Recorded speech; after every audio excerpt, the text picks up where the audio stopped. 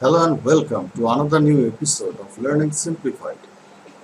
In our previous tutorial, we had discussed on some classes related to the input text field in UI Semantic. Now in this tutorial, we are about to finish off from where we had started. Here we will know about how to change the position of an icon inside input type text field, how to use inverted icon property within a text field. Next, we are going to know about how to make an input text field taking up the whole container width, and finally, using an icon and a label with the input field into our project. Now, this is a continuation part of input type text field classes part 1. So please watch our previous video before proceeding.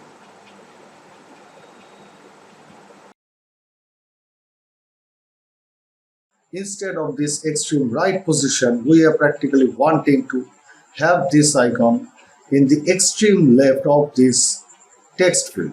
So in that particular case, all we need to do, we need to use this left class in the parent div that we had created earlier, this UI input parent div. Now if we press Ctrl S and head back to our project and below, we can see that practically instead of in the right section, the search icon is now appearing in the left part of this input type text field. Now this icon, it could be inverted along with some circular classes with it, like for say we are practically wanting to have a left icon. Definitely it will be having a left icon first, and then we will be needing the, this is the I class. There it goes, and we are using this search icon. There it goes. And now instead of this particular search icon here, all we wish to have this icon be circular, and on the other hand it is inverted in color. In that particular case, we need to mention those properties into the coding that we made earlier. So we need to mention it right over here, inverted and circular class. There it goes. Press Ctrl S. Now if we head back to our project and below, we can see that this will be the obvious result. The icon is now circular in nature and its color is now inverted. Now in the next case, we may make this input text field to contain the whole container width that we have created. So in that particular case, this is just a small trick. Instead of anything, just put this individual fluid class right over here. And if we now reload, we can see that this is going to be the result, and we can see that the input text field is now practically covering up the whole container width that we have created so far. Now in the next case, we may add something additional, like we may be using a kind of label tag along with it. So in that particular case, let's create another thing right over here, another text field inside the separate row, and here within this UI input, we will be using a label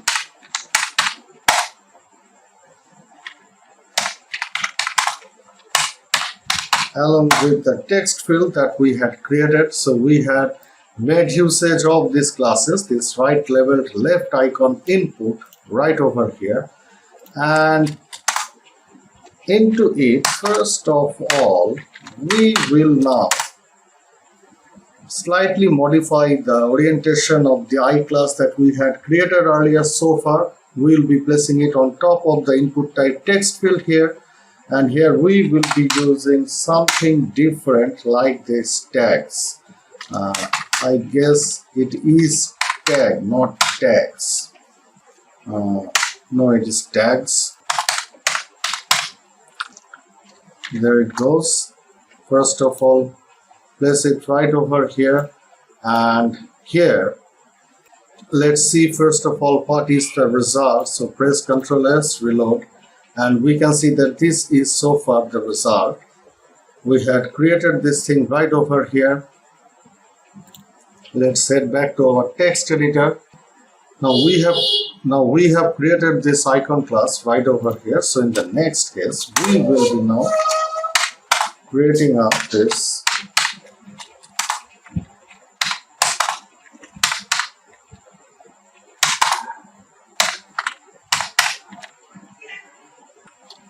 there it goes. We will be writing here add price,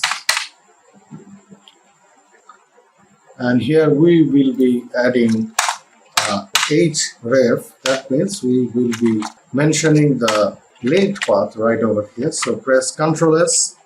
So this is going to be the code here. We have created this div class first. Next we had created this icon, and it will be leveled 1. So everything is in position. Now if we head back to our project and reload, we can see that this is going to be the result.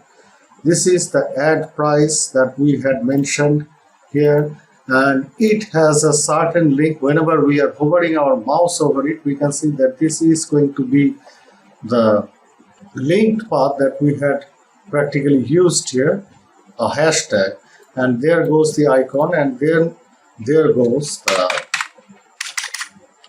input type text field that we wish to have. So this is how we may add input. We may stylize the input classes into our input type text element. So that's it for today's tutorial. In the next tutorial, we are going to know about some more additional classes related to this UI Semantic language. So if you guys have liked our tutorial, then do not hesitate to hit that red subscribe button down below. Hope to see you guys in our next tutorial. Till then, bye.